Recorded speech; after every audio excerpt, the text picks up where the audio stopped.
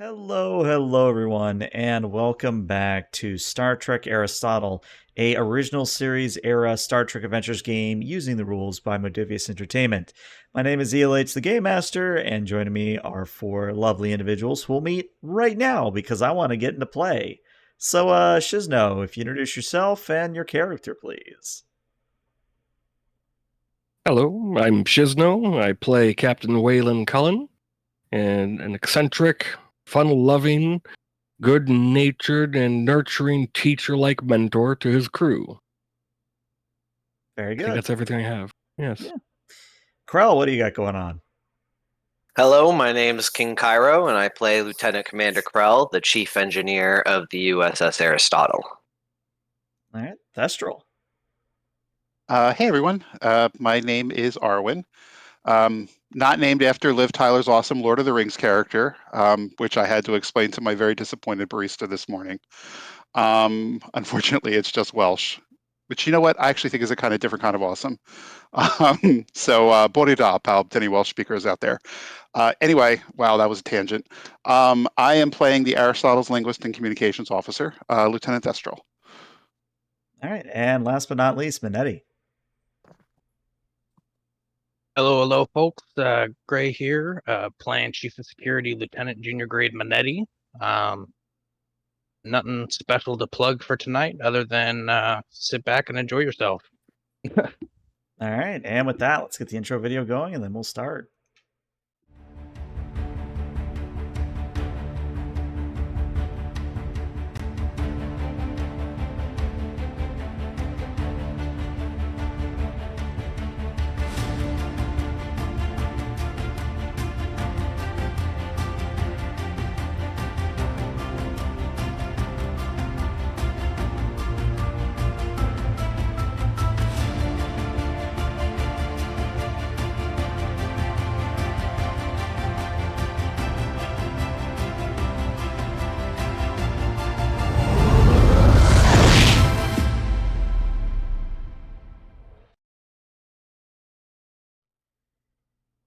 And welcome back. So something I like doing for all my games is have the players do an opening log or narration of some sort, and that means a supplemental log or a log in general from one of the players. And I believe, Mr. Minetti, you have that honor tonight.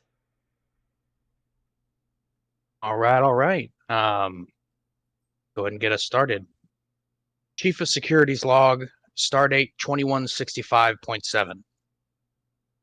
The Aristotle is currently playing host to an ambassadorial team led by Ambassador Cavis, whose guest lecture at the Academy is still fresh in my memory. We are to see them safely to the planet of Brina III to meet with the brine, an aquatic species that seems similar to Earth's dolphins, who have expressed interest in joining the Federation. I tend to have a bit of a pronunciation issue with many aquatic languages due to my humanoid anatomy, but hopefully both the universal translator and our skilled diplomats will see that issue covered. Lieutenant Thestral's help is often much appreciated when it comes to uncommon languages, and sometimes I feel it necessary to get an outside perspective as well. The security team, under the watchful eyes of Ensign Briscoe and myself, has been informed of the current assignment and are working with our better half over in operations to make sure everything goes off without a hitch. End log. You may have one momentum for that opening log. So, where we're going to start today's session is in the Aristotle's cargo bay, where Lieutenant Commander Krell, Captain Cullen, you are there, as well as Ambassador Cavis, overseeing the inspection of the Aqua Shuttle that has been especially loaded onto the Aristotle for this mission. Now, for those who have never seen a Aqua Shuttle before, it's basically an original series shuttle. Doesn't look all that different, really. It has a few extra little fins and a little submarine trappings, but in general, it's just a fancy shuttle that's meant to go underwater. But for the moment, Krell, your team is picking over the shuttle, giving it full inspection, and that's where we'll drop in. Oh, right, Ambassador Cavis. Ambassador Cavis is a human in his late 50s. He has a very impressive set of locks on his head. It's almost similar to what you would expect from David Bowie, but it's all like grays and blacks and whites. If he wasn't in an ambassadorial uniform, you might think that this guy's going to put on a musical number, is what I'm trying to get at here. But he's well built. He has a smile on his face, seems all the time, and that's where we'll drop in. And I think I'll start with the ambassador himself as he says, Captain Cullen, remind me, what was the last time we guest lectured at the Academy together? Together. Oh. Well, it's been a number of years, I think. But I also remember giving you a lecture, too. Oh, yes, what was it, Tactics 101, and you gave the advice of run if all else fails? Oh. You're still around, right?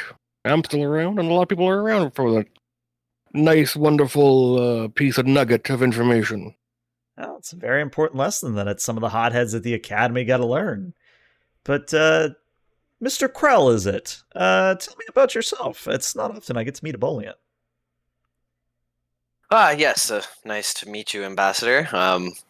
I'm probably just to set the stage. I'm probably have a data pad in my hand and have been shifting my focus between inspecting the shuttle and engaging with you, the two characters. Anyways, honestly, not much to say. I joined Starfleet Academy around the age of 18 and has been a proud member ever since. Served on a few ships, although the Aristotle is proving to be probably the most interesting. And my family is quite well known out in the Boleus sector for ship manufacturing and repair. And civilian, of course. Well, Starfleet is a little beyond our reach as a family. At the mention of your family, though, the ambassador does snap his finger and goes, I knew that name from somewhere. What is it? Krell Shipbuilders, if I remember correctly? I sigh slightly and go, yes, my family's not the most original when it comes to names. You have it right. I mean, it's not so much in the name, it's the quality of the end product, as I'm sure the captain can attest. From what I remember, your family ships are quite well respected in the civilian sector. Well, thank you very much. We do our best, although I haven't been back home in quite a few years due to personal reasons. Understandable. You know, sometimes you got to get away from family. Though, I'm curious, do you think the Aqua Shuttle's going to hold up for our mission? Rel takes a moment, looking over the shuttle itself, and reviewing a few things on his data pad before ultimately nodding his head and saying, "She should suffice. Although I don't have much experience with submersibles, my family is into boat racing, but not into submarine racing. It's similar enough to a space shuttle, and it does have quite a good emergency system in case we need to surface rapidly, although I don't want to know how we'd be feeling after such an ascent." I see. I must admit, this is a very interesting assignment for me. Usually, when they send me out to do these Welcome to the Federation overtures, and he kind of looks side-eyed at Captain Cullen, as I'm sure the captain can tell you, I've not had the best of history with aquatic types. Oh, why do you think the Federation assigned you then, sir, if that's not too forward a question? Not at all. I think they're just doing it because I was the only diplomat available and the only one stupid enough to say I'll go. Well, it's not like saying no would have done anything for your career. Exactly. You gotta be bold. Yeah, there you go. You're teaching them well, Captain. It's always good to see something pass off. Though, just between you and me, Captain, and he leans in, are you still doing the whole garden in the quarters thing? Oh, yeah. Never going to stop that. Good, because I brought you a crepe myrtle that I think will go very nice. Ooh. Well, thank you. But yes, I have a bit more of a personal question between the two of you, if you don't mind. What can you all tell me about Lieutenant Thestral and Lieutenant Junior Grade Minetti? From reading your past mission reports, it seems like those two have formed a very fast bond. Just looks to Krell to see what Krell has to say. You would be catching me looking back at you at the same. Be like, all right, we'll few seconds of eye contact before I eventually cave and go. Well, I mean, they're both excellent additions to this crew. Lieutenant Thestral has a wicked way with languages, although definitely needs to practice a little bit more restraint with his telepathy. But he's young yet, and Lieutenant Minetti, well, he's a firebrand. I've never seen anyone kick a panther in the face before. It was quite exhilarating. Panther in the Well, face? I don't think that was in the mission report. Tell me more. oh, I can't remember what the creature was, but it was best described as a panther. We were on an away mission, our first away mission, actually, before we had even met up with the Aristotle. We were trying to investigate a de-evolutionary virus that had broken out of containment. And in the process of that, Minetti and Thestral went off base to locate some necessary items, and in the process, fought off a number of panther-like creatures quite spectacularly, as I mentioned before. Interesting. And you, Captain, anything to add? Well, I think every one of this crew, especially for the main away missions we've done so far, including the last mission where we had to impromptu fashion police, as it were. Everyone's performing well and above expectations. I'm always excited to see that. Very good. Well, unless you all need me for anything else, I'm going to go check in with the Lieutenant and the Lieutenant Junior Grade to see what they think of you. And he winks at you two. As soon as the ambassador leaves, Krell visibly relaxes. You actually know why he has this mission? Oh no, I just don't. I've never been good around anyone basically above a captain, sir. I just call in favors every now and then, get him assigned to something that I know is going to make him uncomfortable, just a smidge.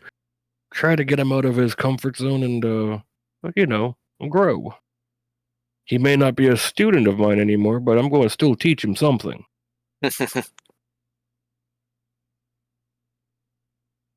All right. With that, we shift away from the shuttle bay to, I'm going to ask Thestral and Minetti. Where are you two at this current juncture? You can go first, Thestral. Sure. Well, I was thinking, are there any other preparations that need to be happening on the Aristotle? Like, are we hosting the brine? No, you will be traveling down to the planet Ferret. So, unless you Okay. want to be working on the Aqua shuttle, you can be doing pretty much whatever. Oh, great. Okay. I guess. Do you want to be at the gym together, Minetti? Yeah, if it's like the last free time before before duty shift, I would have left Ensign Briscoe, that's the name. Ensign Briscoe in charge of making sure that along with basically working with operations, making sure that everything is prepared for the shuttle down. And Minetti would be, I guess, mentally trying to prepare himself to encounter this race, being that there's not many races he's encountered so far that have been non-humanoid. All right. So yeah, we'll say that you all are in the gym of the Aristotle. It's not the biggest thing in the world, especially compared to what a galaxy classes will be many centuries or many years from now. But it's still a sizable gym. You know, you've got a few bits of workout equipment. You have one of those infinity pools that actually has a sliding glass cover so that whenever the inertial dampeners go offline, the water doesn't go everywhere. But as you two are working out, the ambassador does enter, and he's actually changed in his own gym clothes. And if either of you pays mind at him, he'll wave at you. But for the time being, he just sort of does his own thing, lifting weights, doing stretches, and it's not that hard to figure out that he's eavesdropping on your conversation. Okay, so before we launch into conversation, I want to give you a threat, Okay. and I want to use my well-informed talent, Okay. which means I get to ask the GM 2 questions. Mm-hmm. So I'm gonna most of those questions are going to be about Cavis. So Okay. Scuttlebutt, among all the communication officers throughout the fleet, what's he like to work with? Like, what's the real beyond the facade? What's the real deal with him? Yeah, I gotcha. What I would say is that he is well known for his gregarious nature. He is, in general, one of the better ambassadors to work with because he doesn't let the status go to his head. He realizes that he has to be the face of the Federation, but he also realizes that that doesn't mean he can be an ass about it, if that makes sense. One thing that, especially in comms chatter, that would come up is that he sometimes overpromises, which hasn't really been an issue as of yet, but it kind of leaves crews and support staff scrambling to meet whatever he's promised, if you get what I'm saying. Yeah, I gotcha. And has there ever been any major incidents or problems or controversy surrounding him? Well, to answer that question, I'm actually going to go to Captain Cullen. Captain Cullen, what jam did you get the ambassador out of one year? It was an improper gift he gave to a Tellarite. He was under the assumption one of his close friends had made a joke that what is it called? What's the thing called on Ryza that you're supposed to display? The Oh, the Horgon? Jamaharon. Horgon. Oh yeah, no, the Horgon, Horgon. sorry. Yeah. Yes. So he was going. He didn't know about Ryza that policy, but he was going to give a Tellarite diplomat that object. Mm-hmm. Luckily, Waylon caught on to what was happening because he thought, he realized his friend was jesting with him. Turns out, no, he actually went and bought it. Colin had to break a couple of regulations of space dock with a shuttlecraft, maybe a possible infraction of speeding, and owes a couple of favors to this day to a couple of transporter chiefs now for their help. All right. I like it. I'm going to make a note of this. So, Thestral, what you would know from that is that at one point, at least at one point, Captain Cullen has had to intercede in what could have been a diplomatic incident. Good to know. Hey, I think that's the ambassador. A whisper as I'm spotting Minetti. And in between reps, Medi says, "I think you might be right in your assumption." Yeah. Hey. How's your brine coming? I feel like as good as it is going to get, still heavily accented. It's Well, don't syllables worry about a it. bit hard to grasp. Hey, don't worry about people sweat about accents, but everyone has an accent. You will be understood for the most part, and then just use the UT for anything that's supersonic, any of the squeaks or anything. And we can't simulate the 3D movement component to their speech, to their communication. So we just do the best we can. Attempt our best to approximate. Yeah, and keep the range of the UT in the mid range, the mid sonic range. These are more dolphin-like, so they tend to they don't need to use the low base frequency that some of the other cetaceans that our Earth used to have, where they would have to communicate for thousands of kilometers. So yeah, just keep it at mid range. You're going to be great. I appreciate the vote of confidence. Oh, Hopefully this all goes off without a hitch. Sal, buddy, you have good natural instincts. I have really appreciated your perspective on things. It's helped. This has not been an easy acclimation for me. I don't know why. I don't know. I think it's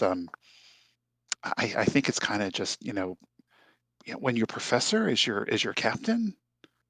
This guy that's beloved, and everyone just thinks he's amazing. And I mean, of course, I'm up there too. It's a little weird, when you have your heroes as your commanding officer. It's about that It's time that definitely a bit of strangeness. the ambassador actually comes up to you all at this point, and he performs the traditional Brian greeting, which I will attempt to replicate. One moment.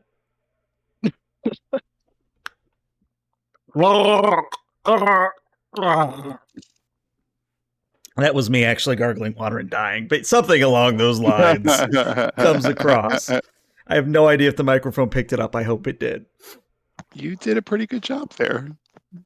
But he does the greeting, and he says, "So, you have a high opinion of the captain, then, Lieutenant Thestral?" And you have good ears. You must be Ambassador Cavis. Last I checked. It's good to meet you, Ambassador. This is Lieutenant Minetti. Ah, yes, Lieutenant Junior Grade Manetti. I've heard good things about both of you, but tell me, we generally know your opinion about the captain. What do you think of Lieutenant Commander Krell?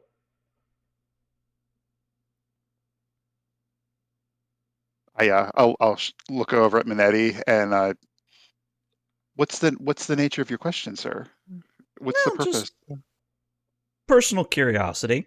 I like to know the people I go on away missions with. It helps me know if I can call upon any, I wouldn't say favors, skill sets. Yes, skill sets of the people I work with. Well, obviously he's a brilliant engineer. He's pulled us out of scrapes more than once. He's done some amazing work converting things that I thought weren't even compatible. And you know what else he's good at that I don't think a lot of people know about? He knows he is an expert in Boolean curses. Boolean curses, you say? I have heard him say things that would make a Ryzian blush. I'm going to have to either get Krell mad, or I'm just going to have to ask him straight up if he can teach me some. Because my Boolean curses, I only know of 2. Oh boy, then you're in for a treat, sir. He is well versed.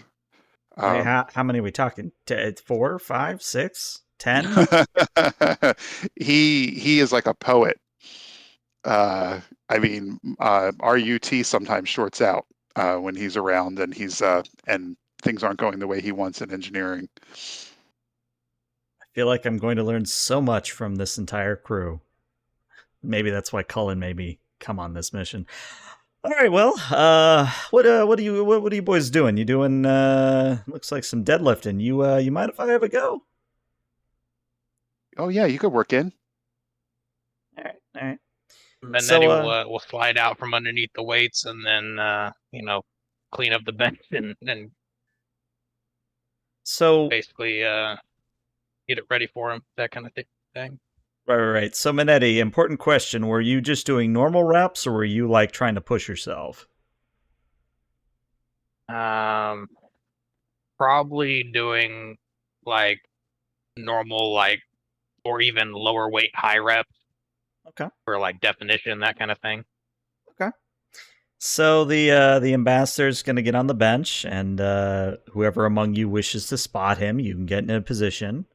The ambassador does manage to get the bar off. He does manage to do about 3 or 4 reps, but then the bar starts to shake violently, and whoever is doing the spotting, you have to grip it before it falls on him.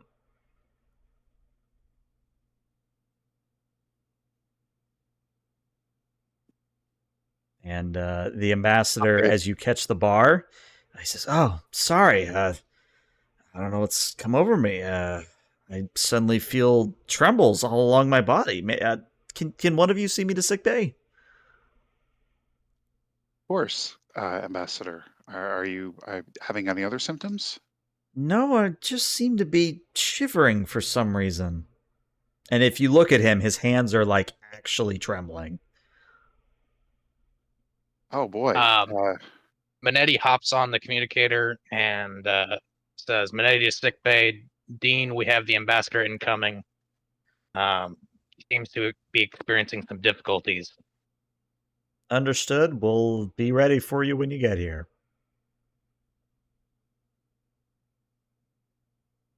And then I guess we'll help him down the hallway. Yeah. All right. I would So assume the gym and sick bay aren't too far apart. nah, they're on the same deck. So it's kind of literally a trip down the hallway. When you go into sickbay, you put the ambassador down on a bio bed.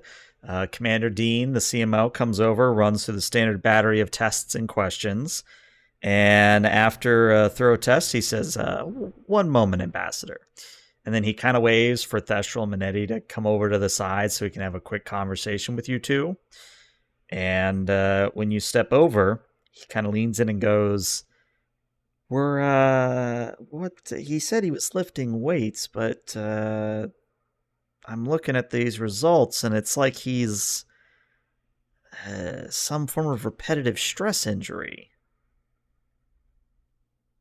We barely did one set.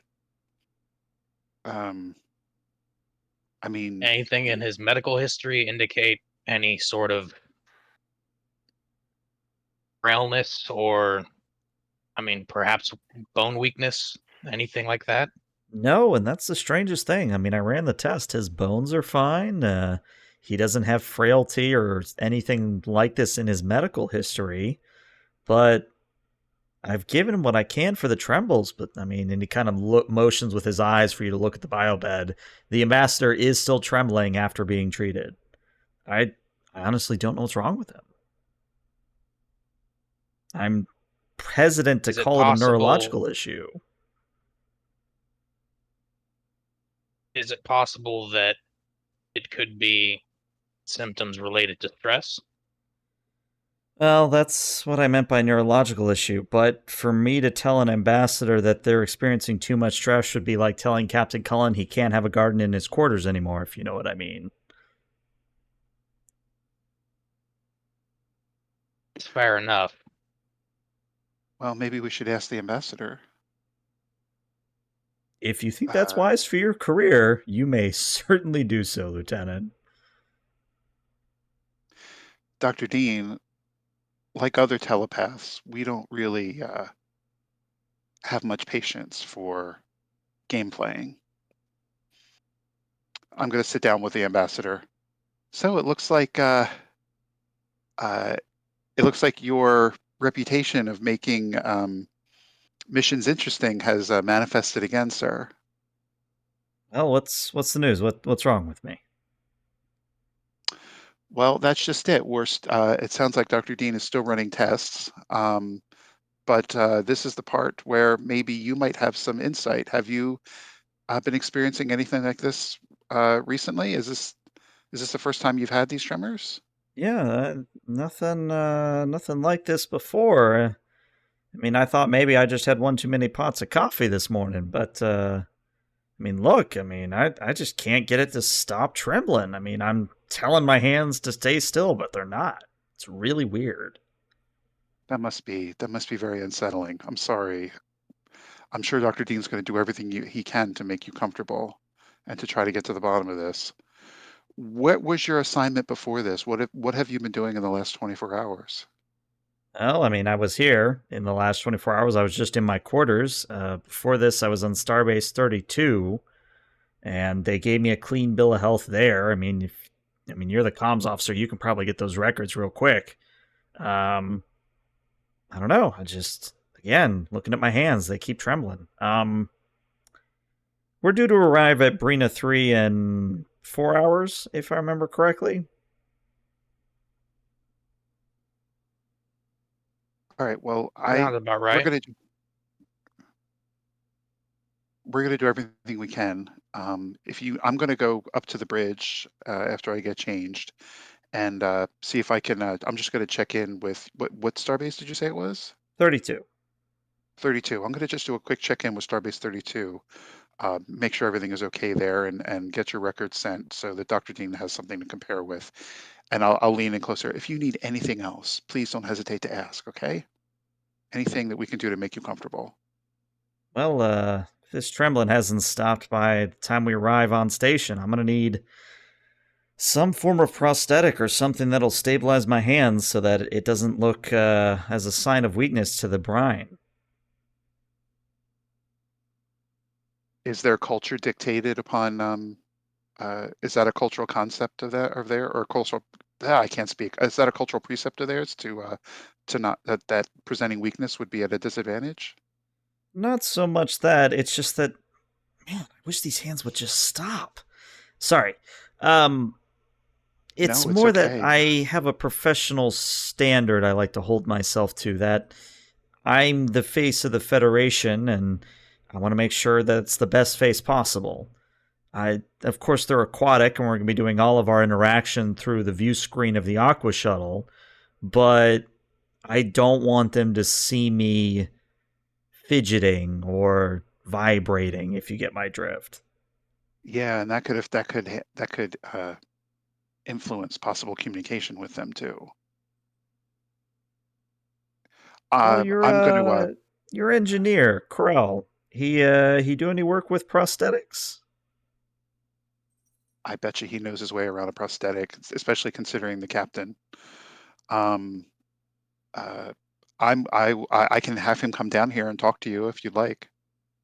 Well, while you're getting those results for Dean, yeah, that might be a good idea. All right, I'm going to take my leave of you, sir, but I think you're in good hands here. I'll check in with you soon. And I'm going to step out of sick bay and then contact Captain Cullen. Um, Festral to Captain Cullen. Wayland here. Captain, unfortunately, a medical issue has arisen with the ambassador. He is trembling, and we've taken him to sick bay. And Dr. Dean can fill you in, but I think you should come down here and talk to the ambassador. He believes this illness might affect the mission.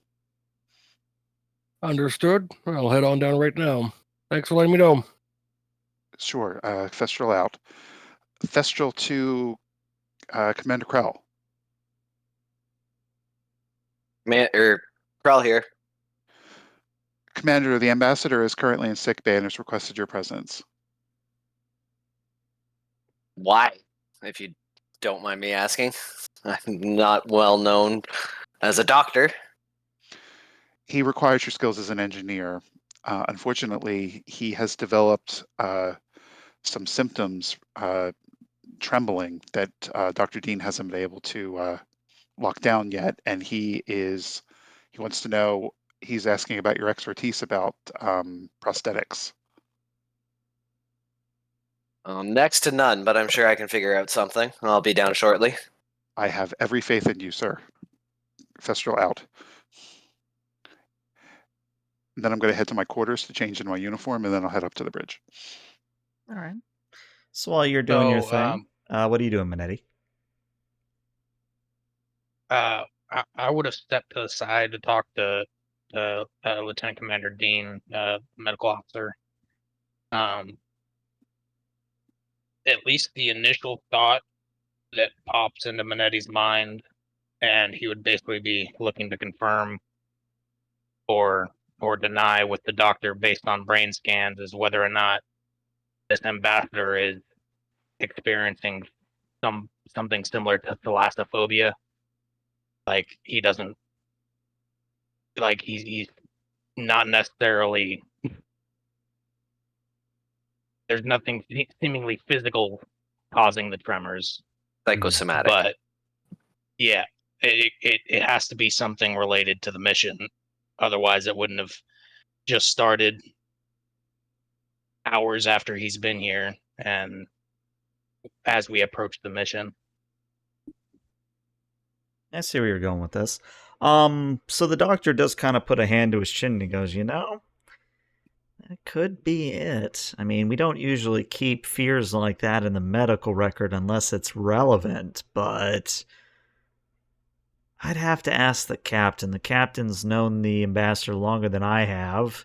He might have some special insight here, but if that is the case and he does have thalassophobia, that's going to have to mean that either I'm going to have to work with Lieutenant Commander Krell to create some form of a anxiety reducer or anxiety restraint, or we're going to have to figure out a way to make the ambassador think he's not in a small metal tin can at the middle of an ocean.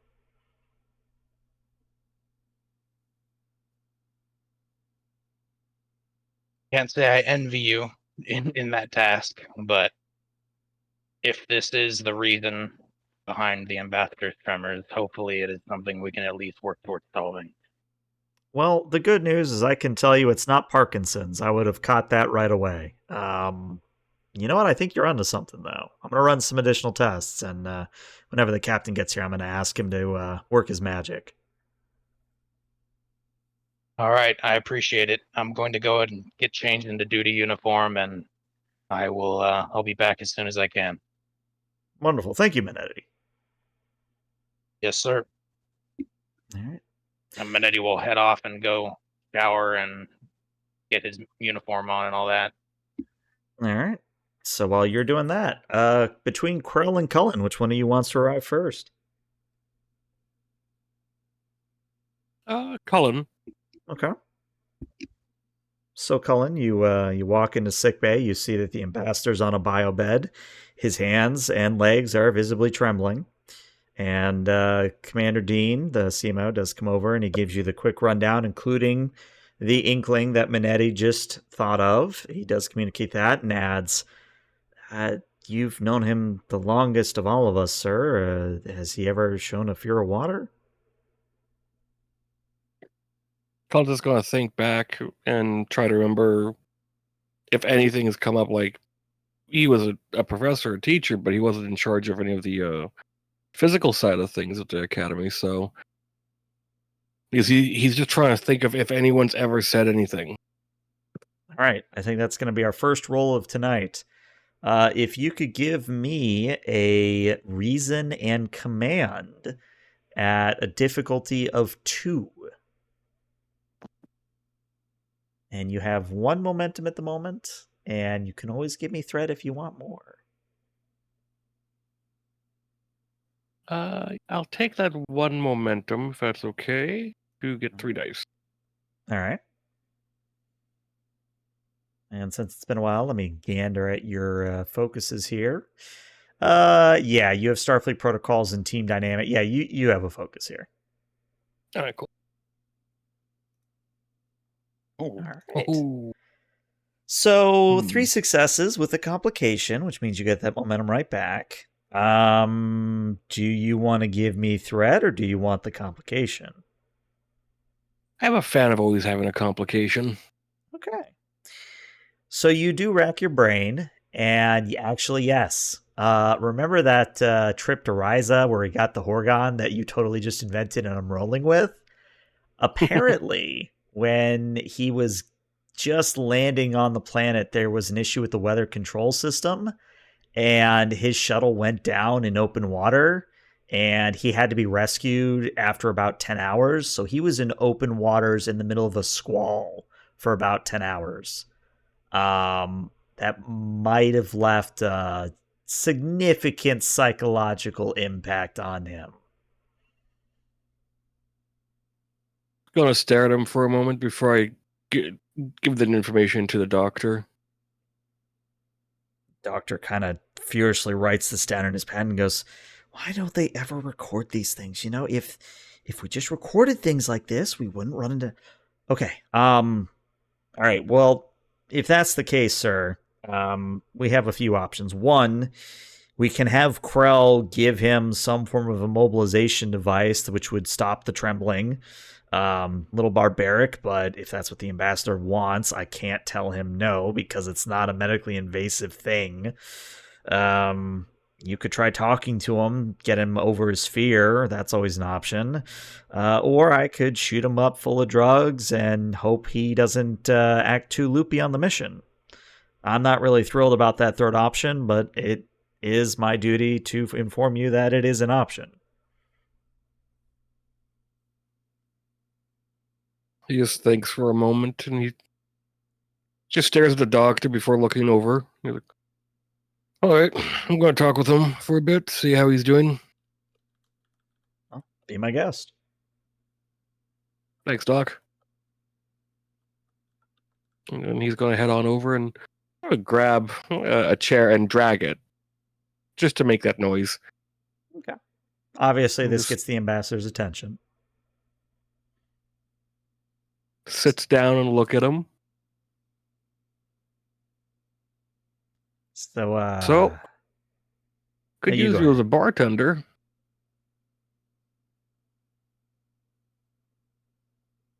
Sorry, How's go that feel? I think I could use you as a bartender now, can't I? Not if you want me to spill all the drinks. I'm just thinking of all the shaken drinks you can make. Oh, I see the joke you're making. Yeah, you know that's pretty good, sir. You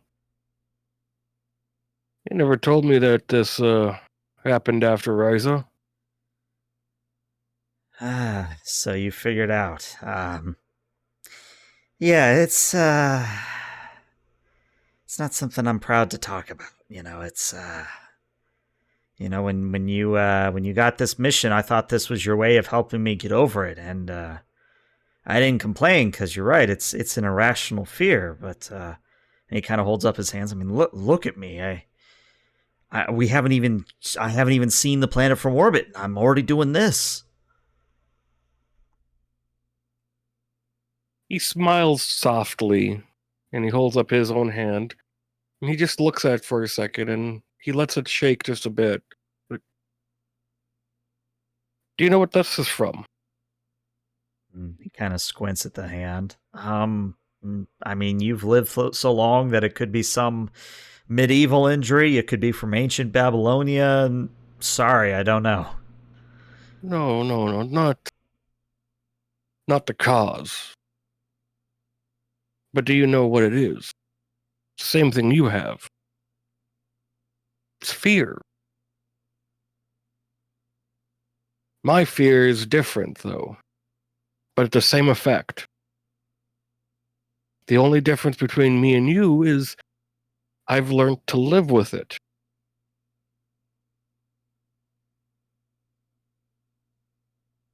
About, well, I don't know how much Earth history you know.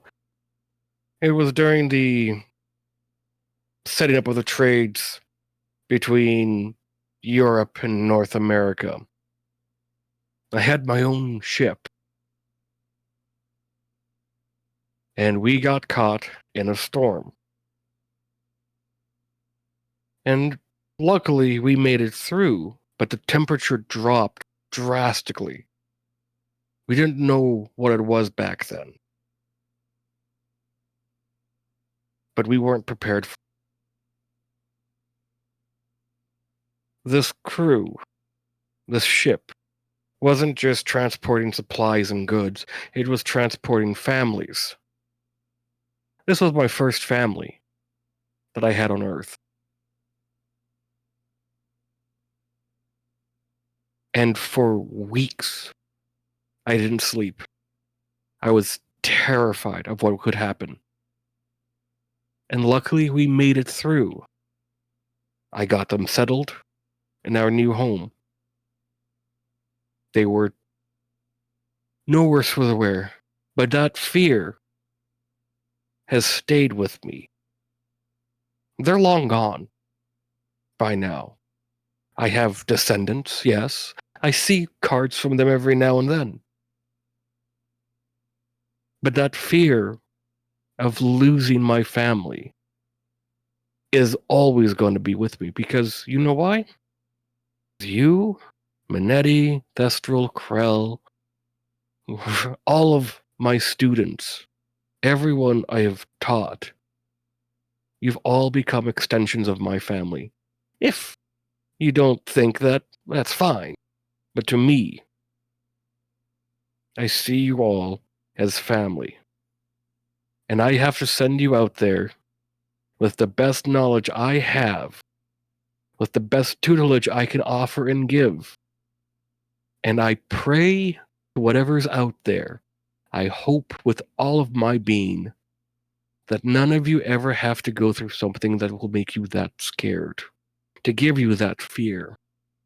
That there is never a war and none of you have to face. And I know that's not possible. And it's selfish of me to put that much energy in that hope. But I have learned through loss, through perseverance, and honestly, through sheer anger, to live with this. But it's the hope that I get to see all of you better tomorrow, better the day after, and even better the week later. All of you doing better makes me feel good about myself for teaching you to persevere and move on.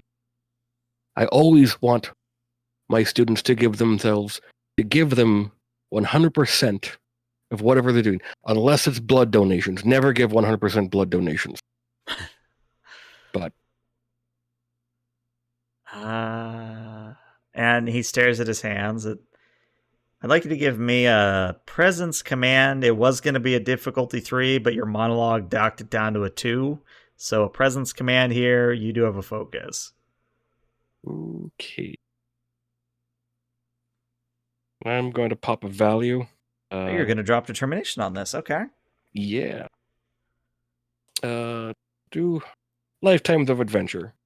Okay. That would get you your 2 free or- successes, which means any more is free momentum. Okay, so you get 1 more momentum for your trouble.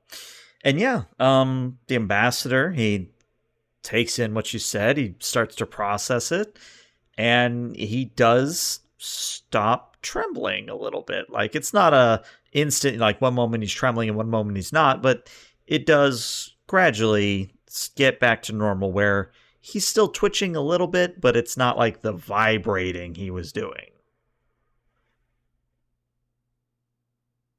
Just reaches out, takes his hand, puts his other hand on top, and just holds it. He's like, "You're doing good. And if anyone gives you any grief, you let them know that I will let them experience how a fossilized prosthetic leg can feel has a kick. Okay?" Yeah, I appreciate that. Though, and Krell, this is where you walk in at this point.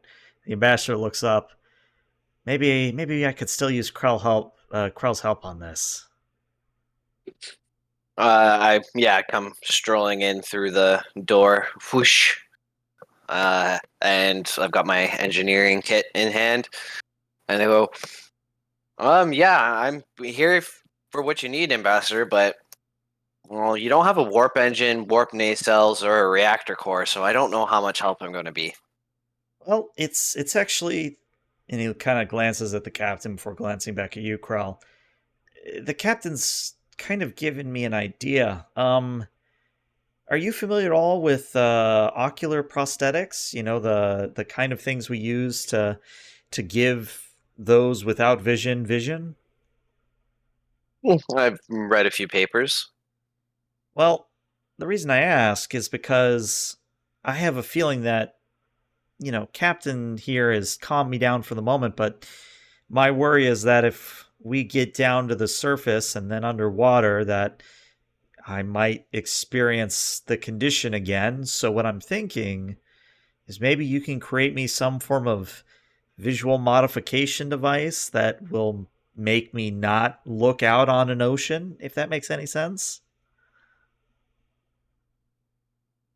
Mm, I could, uh,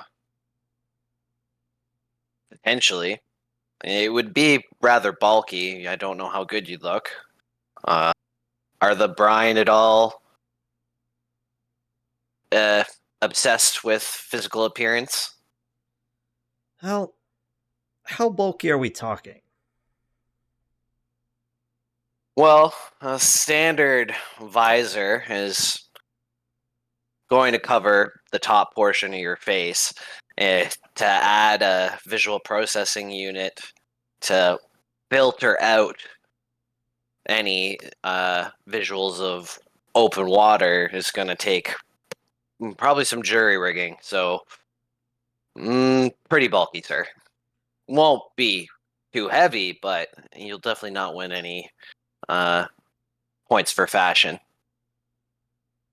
Would I be mobile in it, or would I have to remain seated? Oh, I'm sure with small power cell, it's not a complex uh, or it's not a power hungry resource. You'll be mobile. Right. I have a And simpler then solution for both of you. I'm Just all put a ears. bucket over your head. I do need to see the ambassadors on the brine. Well, at this point, it sounds like you're just going to be having a bucket with a bunch of blinking lights on you, anyways. One will let me actually see and interact with the brine, as opposed to not seeing them at all. Or we simply finagle a different approach to negotiation. What do you have We in make the mind? trip. We make the trip down like normal. When we get there, we ask to set up the conference room in a particular fashion, and we, instead of displaying, their environment, we display ours.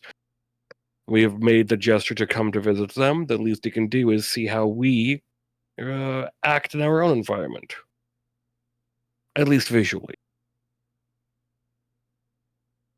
That Besser way, there nods. you see trees, green grass, purple skies. Purple? Uh, I'm just kidding with you. I don't know. Sometimes it's hard to tell with you, Professor. Sorry, Captain. I have been on a planet with a purple sky once before. Yeah, I don't know if that's relevant, but turns his attention to Krell. I mean, could you set that up? And I mean, between the two projects, the visor or this holographic display, which do you think you can get done in however long it takes us to get to the planet at this point? Which is how long? You have about 3 hours and 40 minutes. Okay. Uh, Probably the visor. I don't have much, if any, experience in holographic technology. Well, Captain, this is your show. It is your boat.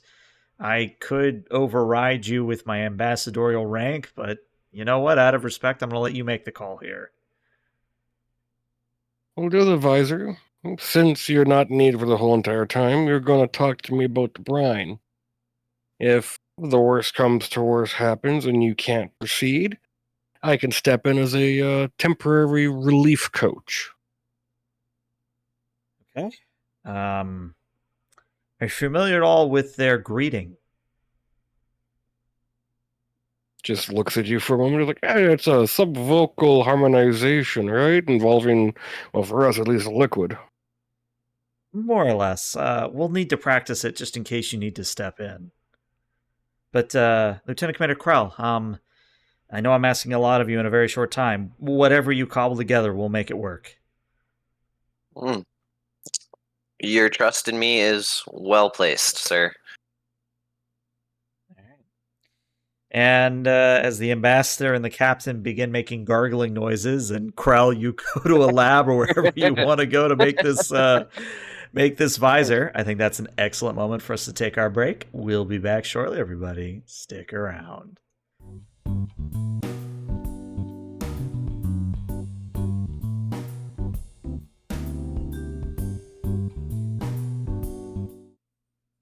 And welcome back.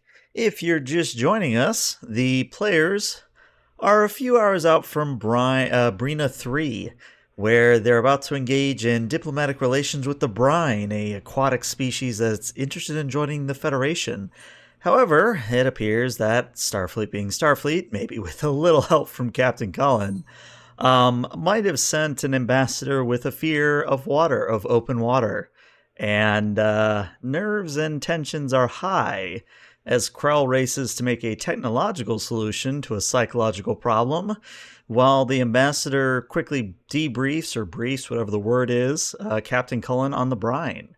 So, Krell, we're going to go to you first for this. You're going to be the star of the show for a little bit. Where would you be working, and what are your thoughts for this visor? Engineering. Okay. Definitely. Just at a general purpose workbench. Yeah, I mean, basically, I'm be taking a regular visual assistance visor, which would be pretty bulky at this point. I think they first appeared in one of the TOS movies. I can't remember exactly. And based on the fear of open water, yeah, is basically going to create a visual filter that will intelligently take out any open bodies of water that the ambassador might see. It's going to be like a passive thing, so it's not going to directly send signals into his brain or anything. It's going to be actively done in the visual, in the visor, using the onboard processing power. And I'll be attaching an additional power cell to account for the additional processing power required. Okay. In general, I think we're going to accomplish this via. Well, I'll let you decide. Do you want to do an extended task where there's a timed component, or would you rather do 2 back-to-back high difficulty rolls? Let's see. Because you do have Miracle Worker. That's why I do offer the extended task. Yeah, that's what I'm just reading that over again. It basically yeah, means... let's do an extended task, yeah. All right. Now, this is an open question to the group, because I know we have new people to Star Trek Adventures. Have I done an extended task with you all yet? I think you did one, but it was a while ago. Okay. All right. Then I will reteach it. So, the way this is going to work, and I'll put this in chat so that we can all keep track of it. This is going to be a work track of 14. This will have a starting difficulty of 5. We'll make it 4. Starting difficulty of 4. There will be 1 resistance on this. And you have time. Let's see, I said 3 hours and 40 minutes. If I make that 6 intervals of time, that's 30 minutes each. Did I do that math right? Yeah. So 0 out of 6. All right. So the way extended tasks work when you have a time element is that before you spend any momentum, each attempt at an extended task is 2 intervals of time. You can spend 1 momentum before any rolls are made to make it 1 interval of time for your attempt. Now, that means pass or fail, that's 1 interval. So you do have to be aware of what you're spending for momentum and threat and determination, etc., etc. When it comes to doing work, we'll deal with that in a moment, but your default task for this is going to be a daring and an engineering here, and you would have a focus of improvisation. And if I remember correctly, you have 2 determination, if I remember right. Yes, I do. Yeah. But yeah, the starting difficulty will be a 4 here. Alrighty. Well, first thing I'm going to do is get the visor and make the necessary physical modifications to attach the additional power cell. And then I'm going to hook it up to our computer so I can start programming the visual filter. Okay. So let's run down the line. Do you wish to spend momentum to reduce the intervals of time? Yeah, I'll do that. I'll spend drop 1 down momentum. to 1 momentum. And then daring engineering, difficulty of 4. Alrighty. Focus. And let's see. I am going to use 1 determination. Okay. I'm thinking nothing a little elbow grease can't fix, or I can't resist a good mystery puzzle. Both would apply. All right. I'm going to use the puzzle. Okay. All right. And then using a determination, it gives me a die of 1, right? Which is Correct. automatically like a critical success. So that's 2 successes. Correct. And when you hit the perform task button, make sure to check the box that says you've used determination. Yep. Let's see. I'm going to spend a momentum to It would give be a myself momentum an and a additional... threat to give you a 3rd die. Oh, right. Yep, that's fine. Okay. All right. Let's see the roll. I'll make sure I got daring and engineering. That is 6 successes, which means you get 2 momentum back for your trouble. All right, so here's where your talent of Miracle Worker is going to come into play here, and this is where work and resistance matter. So you're going to be rolling me 2 plus your engineering score, and your engineering's a 5, so you're going to be rolling me 7 challenge dice here. Okay. Every hit you get on the challenge die is going to be a work. And if you do 5 or more work in a single go, you achieve what is called a breakthrough. Except you have Miracle Worker, so you actually achieve 2 breakthroughs. But let's see what you roll before I say anything else. Alrighty. Oh my lord. Okay, so that's 9 work done. Resistance brings it down to 8 work done. But you rolled you rolled 2 effects as well, so let me just adjust this for everybody at home keeping track of the extended task. So in hooking up the computer hooking up the visor to the computer, you actually are able to make very quick progress creating the filtering program. And in fact, it does so well that you may or may not have just figured out a long-standing engineering problem with the prosthetic visors. Like, you might have just inadvertently... I invented Geordie's visor. Yes, you may have inadvertently created a system that leads one day to Geordie's visor. Yes. Cool. But the extended task isn't done yet. You've made great progress so far. Now you just have to cram it all into the visor. So same process again. You just have to give me at least 6 more work, but we have to go through all the rolls. But the good news, 2 breakthroughs means it's 2 less difficulty. So it's only a difficulty 2 now. Okay. Let's see. So we'll go through the steps. Do you want to spend for the time interval? No. Okay. I will tell you as a game master, though, that if you literally complete this work within an hour and didn't just show up and be like, "Hey, it's done," just gonna say that's brownie points, maybe. All right. Yeah. Let's do. Hey, let's break it down. Yeah. Hey, that's how I get my players to spend momentum. Is I just hey, you know, you did this thing. All right, and then focus. You said so it's difficulty 2. Mhm. Uh,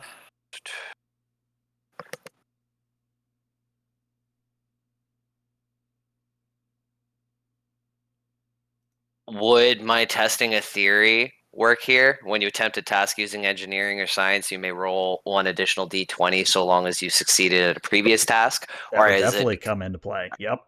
Okay, cool. So then that'll give me 3 die. So I think I'll just go with that. Okay. Aha. 4 successes, which means you you get 2 more momentum back for your trouble. You're up to 3. So yeah, same as before. If you could give me 7 challenge dice here. Okay, so here's where you're probably going to want to spend momentum. You can spend momentum to reroll as many of those challenge dice as you wish. I would simply say that one momentum for the 5 challenge dice that are zeros might be a good idea. Oh, because it's 1 for as many. Yeah, I'll do that. And yeah, just you can either just reroll results 5 or you can perform challenge 5, whichever's easier for you. Oh, cool. That makes sense. Okay, so that let me see, that is a grand total of 8 successes and 4 effects. So that's already enough to complete the extended task. So again, I just want to paint the picture here. You do all of that within an hour's time. Like this is something that experts at Daystrom have struggled with for years. And you just sit down one day and go, oh, if we just did this and it works. Like you try it on yourself and it works. I'll even give you another bonus, Krell, because you have 2 momentum. If you create the advantage by spending 2 momentum to make the device less bulky, I think we're going to write you into the history books as the predecessor to Geordie's visor for real. Absolutely. All right, the 2 momentum has been spent. All right, well, Krell, this is your moment. How do you want to present it to the ambassador? Let's see. What is he doing right now? Is he still talking with the captain? Still talking with the captain in sickbay. Yep. All right, cool. Yeah, I'm gonna head back head back up to sickbay. I'm not gonna let them know that I'm coming, and I'll enter very nonchalantly and I've got it in a little case and place it on the side table of the ambassador and open it up and say, it went a lot better than I expected. Give it a try. The ambassador stops making guttural throat noises and goes, I'm sorry, Lieutenant Commander. You're done already? Yeah. It was a lot easier than I thought it would be. I was also able even to make it a lot less bulky. Should work perfectly. And was able to use the onboard power cell. And he stares at you, blinking for a few moments, and then he looks at Captain Cullen and goes, Is this your doing? Is this some elaborate practical joke? I never joke about my work, sir. And I always promote everyone to do their best, even if it's not their wheelhouse. Okay. All right, if you say this will work. And he takes it gingerly from you, Krell, and he puts it over his eyes. Okay. And as he's doing that, I'll pull up a video feed of the planet's surface on one of the monitors for him. Okay. So to him, he sees something different when he looks at this image. To the rest of you, it looks like a super Earth. Brina III is a super Earth, but it's entirely water. There are no above ground land masses. In fact, for anyone who's played Subnautica, it's basically Subnautica world. So it's one of those things where all of you are looking at big stretch of blue ocean, but the ambassador, he kind of tilts his head and goes, sorry, Lieutenant Commander Krell, I think something's wrong. I'm just seeing fishes and other animals, or I guess aquatic life, just going through the air like they're flying. Where's the water? Oh, it's there, sir. You just can't see it. The visor is filtering out any visuals in that wavelength and pattern. Hold on. And he reaches up, takes off the visor, looks at the screen, starts shaking again. He puts the visor back on, stops shaking. He goes, "Well, I'll be. That is, I think you just won yourself some sort of a medal, son." Well, thank you very much, sir. It was an interesting challenge. And you did it in an hour. Cullen, can I steal him for the Daystrom Institute? No. Had to ask. Well, so is there anything else you needed, sirs? I don't know, Captain.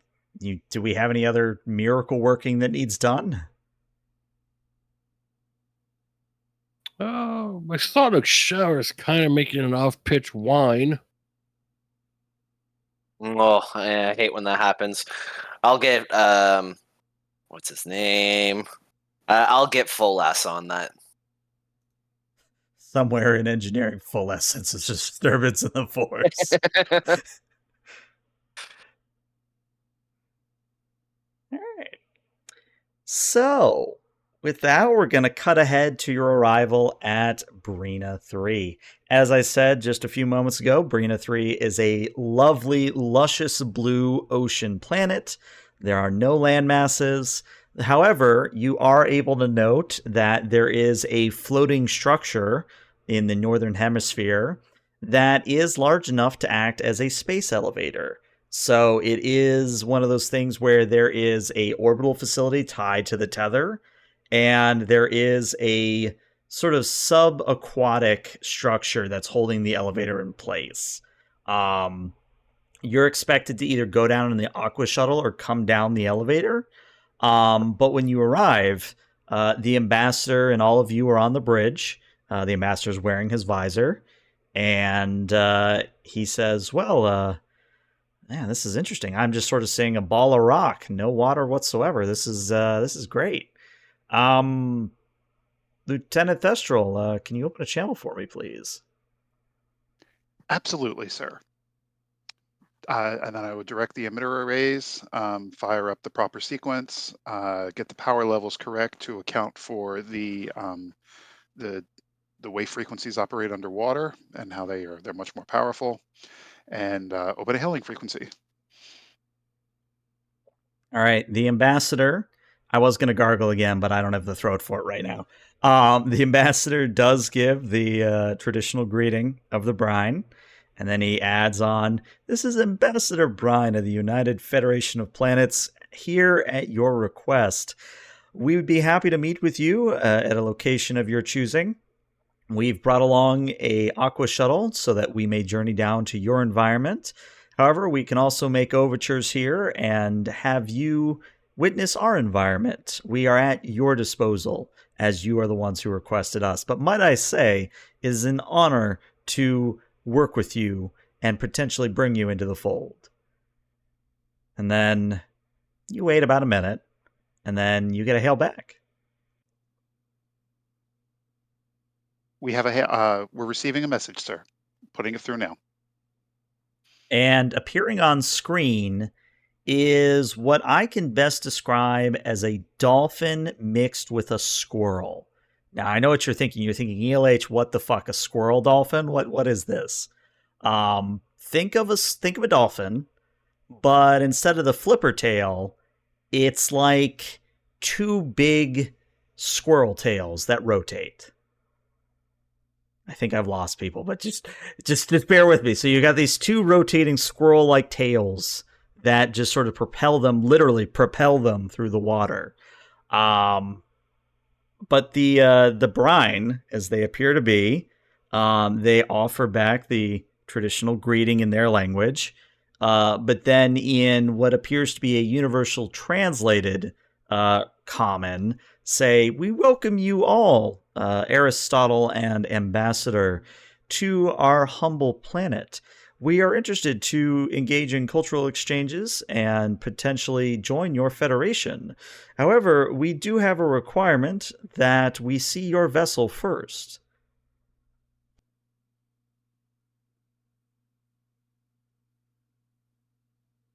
Cullen just looks over to the ambassador and like, do they mean like come aboard, or do they mean like we go into Atmo? Both, I think. We can flood a shuttle bay, right? We could. Let's ask them if they want us to enter orbit, or I guess descend. Yes, I'll clarify. Unmute, please, Thestral. Unmuted, sir. You're on. We would be happy to show you our vessel, the Aristotle. Just to clarify, though, would you like us to come down and enter atmosphere, or would you like us to land? What is it you would wish to see? And the brine responds, we would simply like to do a brief tour of your vessel to get a feel for the kind of environment that the United Federation of Planets is normally accustomed to. I know that you have cetaceans that are just coming out of different planets to join your greater Starfleet. We're simply curious how far Starfleet's come. And the ambassador says, I see. One moment. And then he motions for the mute, and he turns back around, and he looks right at you, Krell, and he says, how quickly can you flood Deck 7? Can we even sustain flooding of Deck 7? If we limit it to a single deck, possibly. The ship is designed to be pressurized in the opposite direction, but we seal the bulkheads messily. It's not going to be all that easy. Reinforce them. It should be able to be done. I just don't know how well the paint is going to hold up. Well, if it means bringing in the brine into the fold, I think we can sacrifice a little paint. Okay.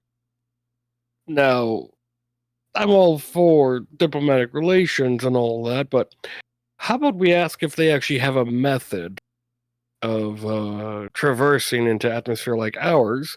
Since they're so interested, they must be aware that we don't breathe water.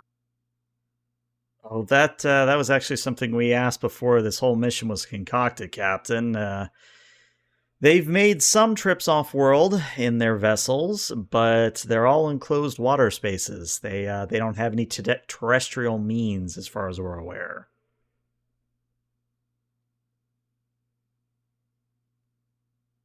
I'm just worried about something shorting out, and all of a sudden, I have to explain why do I have grilled dolphin in my ship. We can reroute the main EPS conduits around deck 7. That shouldn't be an issue. What pressure are they used to? What water pressure? That could be an issue. Well, Thestral, since you are our de facto science officer here, why don't you give me a reason science difficulty of 1? Will do. I also had a suggestion. So reason science difficulty of 1. That would be a very bad time to roll a complication. Did it not work? Sorry, everyone. Oh, okay. Yeah, this would be a bad time to roll a complication. So, but we don't have any momentum. Yeah, no momentum, unfortunately. All right. Hey, there's your 1 success. That's all. Actually, hold on. Let me check your focuses. You might have with that 2. Well, I don't think so. Yeah, no, none of your focuses would apply there. Okay. So, Thestral, what you would actually be aware of is that they are on a super planet, which means they have a little bit higher gravity than Earth. It's about 1.5 Gs as opposed to the normal 1 G, if that makes sense.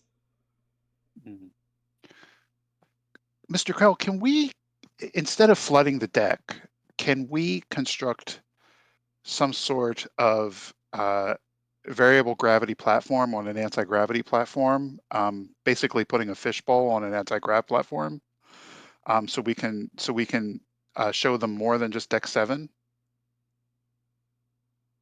Yeah, we could repurpose a few cargo containers. I don't know how dignified that'll be, but I'm not an ambassador. The ambassador's mouth is hanging open, and he's like, that actually could work. How fast could you get that done, Krell? How fast do you need it? I mean, I can stall all day. I mean, I am the ambassador, but I don't know. Give me an estimate. Should be able to get it to you in 3 hours. All right. I will tell them that we will meet in 4 hours just to be safe. All right, I'll try and get it to you in 2. I might have to get him another medal. Captain, how many medals do I owe your crew at this point? Just the crew or me in total? Oh, you in total would bankrupt the entire metal industry on Earth. Just smiles. I was like, let's just get this done first. Make sure the takeout delegation has a good time. All right. Let's make this happen. All right. So the ambassador does communicate back to the Brine ambassador that they'll meet within 4 hours. The Brine are happy with this arrangement. They will be coming up through the space elevator, so you will be having to dock with the space elevator in orbit. But my question, because we haven't heard from Minetti a whole lot this session, my question is, because I got to look at Minetti. Oh, Minetti, you only have an engineering of 1. You do have a science of 3, though. My engineering is not great. Yeah, No, but more into the behavioral science aspect of things. Right. All right, I'm going to throw this out here, but I'm going to let you be the final arbiters of this. But what I'm thinking is if we put Krell doing the anti-gravity and Minetti doing what's the word I want? The environmental sciences between the gas exchange of the water and things like that. Would that be feasible for your characters? Because again, you are the final arbiters here. Yeah, I mean, Minetti would definitely be interested in trying to make this accommodation as comfortable as possible for the brine. Like as close to their native environment as we can. Okay. Then the reason I'm asking all this is because Krell and Minetti, I'm going to let you figure out who's assisting whom. But this is, for Minetti, it's a control science. For Krell, it's a control engineering. And the difficulty on this will be a 4. Okay, my control engineering total is 16. My control science is only 13, so I'm probably assisting you. Okay, yeah, I can focus on. I mean, the anti-grav's probably the larger part of it, so that makes sense. All right. And I'm kind of putting on the finishing touches, making sure that it's not, uncomfortable. And you said this is difficulty 3? Difficulty 4. Difficulty 4? Okay. I'm going to suggest my focus of physics. Yep. And no momentum. So I don't quite remember. When I'm helping, am I able to use a determination? No, unfortunately, that's the thing, is that the only thing you can do when you're assisting is roll 1 die, and it still can have focuses, but you can't use determination, you can't use momentum on an assist, that sort of thing. All right, I don't think I have any talents that would make sense. We have 8 threat. 8 threat, but you do have 1 determination left. You could spend for 2 free successes to start. And then do we start each session with a determination? I can't remember if that Each mission, more or less. each mission. Okay. Assuming that you don't have more than one, correct? Correct, yeah. So if you use your 1 momentum now, the next mission, or when you challenge a value, you would get that momentum back. Or determination back, sorry. Yeah. I'm not going to use it this round or this time. I'm going to. Oh, actually, difficulty 4. Yeah, sure. Let's do that. Okay. 1, 2, and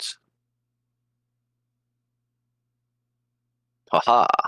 All right, well, that's already 5 successes. Minetti, if And you it's could just give... 1 die for the assist, right? Correct. All right, that's a grand total of Alrighty. 6 successes, which brings you up to 2 momentum.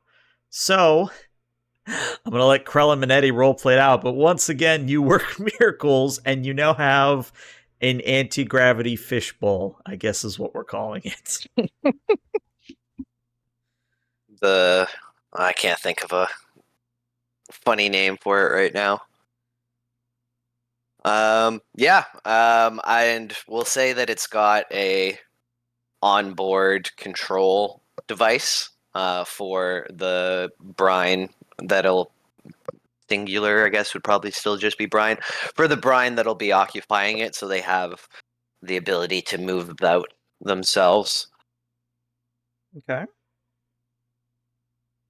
And probably the gravity plate itself is probably just a repurposed like grab lift that is used to help move around cargo. Okay. A very important question. Who's going to be pushing it? Well, like pushing it where to the. Well, just in general. I mean, I'm trying to maybe wrangle this in my head. So, is this like a... my idea is that I would have created a control, like a basic control system to reside inside the tank for I the get it now. brine to be Okay, able to. yeah, we're on the same page now. Because originally I was imagining like literally a grab lift with water suspended above it, but you've got a literal fishbowl with a control. Yeah, okay, we're on the same page. Yeah. Now. We're on the same page. Yeah, I'll let that happen. But again, you're the one that's going to have to show Thestral, the captain, and the ambassador. You and Minetti. But yeah, I'm basically picturing it like the Great Gazoo ship from Amazing. from Flintstones. Yes. That's a callback. For those who don't understand what the Flintstones are, Google it. That's all I'm going to tell you. Just Google it. I'm too old for this.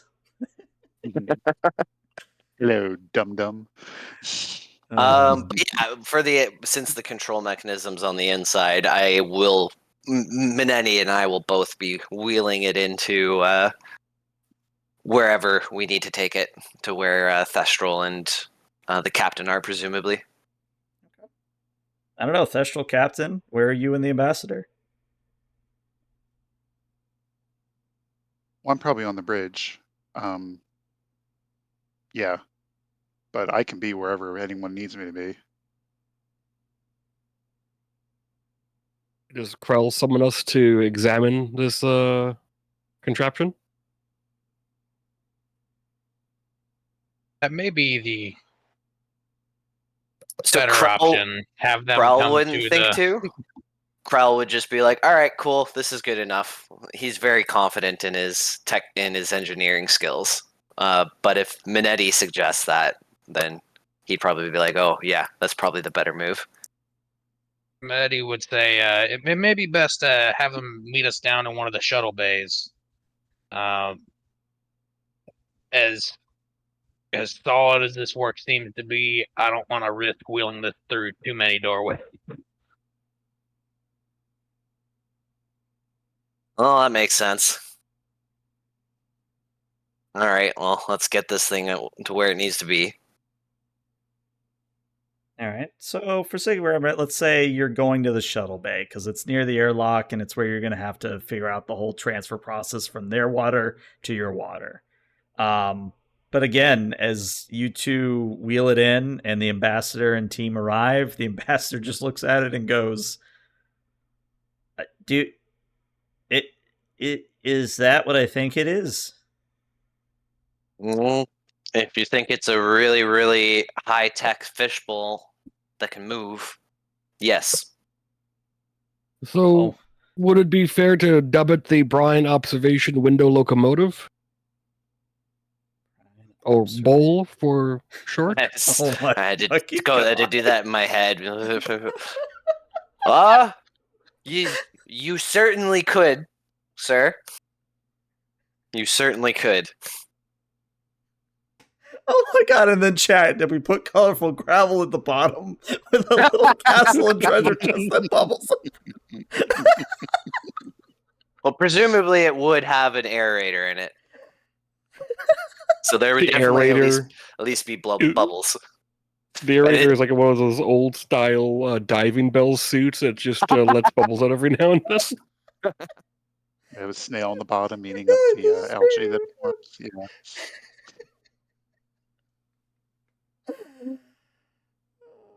Sorry that Captain this will is the end of the episode because we can't go higher than this. This is where we have to end for a high. No, we'll keep going for a little bit longer.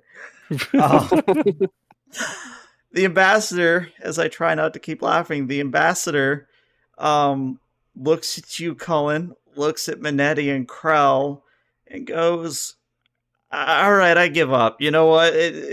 Well done, Captain. This elaborate practical joke has been amazing, but you got me. You got me." I am nothing but a very serious man. And you should know that. He starts it's like cracking a smile as he says this. Like, no, this Krell, Minetti, this is what you've got, yes? Yep, this is it. All right. For what it's worth, I did my best to make it easy Culturally to appropriate. pick. Well, beyond culturally appropriate, easy to pick up with Brine anatomy. Shouldn't be Alright. too difficult to demonstrate its operation. Well, if we're going to have one of their representatives aboard, we should also find out if we can procure some local food so we can provide for them whenever they get hungry. And I will make this a standing order. No one is to drip feed it into the bowl like it's fish food.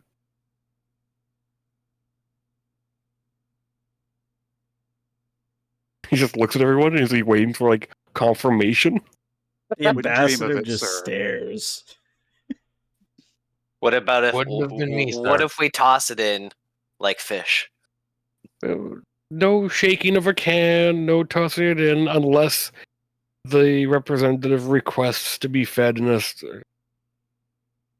You know, Ambassador, I'm just going to leave this to your call because this will all be under your name if it goes well or bad. He kind of puts a hand to his head and goes, "Oh God, I'm going to have to write a report about a Daystrom Institute breakthrough and the bowl." Mm-hmm. Am I dreaming? He pinches himself. Am I dreaming? Is this real? It's real, all right. Welcome to the Aristotle. Okay. And he kind of slaps his cheeks. All right, focus. All right, gotta do the ambassador thing. All right. Well done. Let's go meet our ambassador. And yeah, I think with that, as you all go to meet the ambassador and do the whole tour, that's where we're going to end today's session. Not quite a part 2, but we are going to continue with the brine next session because they're just a fun species that I think you all will enjoy, but I don't want to run against time here. But yeah, what did you all think? I know Thestral, there wasn't a whole lot of opportunity. Same with you, Minetti, but I did want to give Krell a chance to shine here. Yeah, I appreciate it. I had quite a That good is time. no problem at all, and shine he did. Incredible. Well done. Thank you. Yeah, I mean, I got to do enough of Minetti things. I mean, the fact that I was at least on the right track with my thalassophobia observation was definitely, I feel like, my high point for the episode. No, definitely. And what I was going to say is that since you caught onto it so soon, that actually headed off one of the checks I was going to have one of you do at some point. You actually bought time that Krell didn't need, but that's why you had so much time to make the visor, because you caught onto it that quickly. That's why it's security chief with behavioral analysis. Yeah, I love it. I love it. All right, well. I think. Oh, yes. I was just gonna say, I think if the Brian ever go to war with a certain brain faction, and if we have an episode with that, it should be called Brian That Bren There. Okay, this is Brain where we're going to there. end the session. Thank you, YouTube, for tuning in.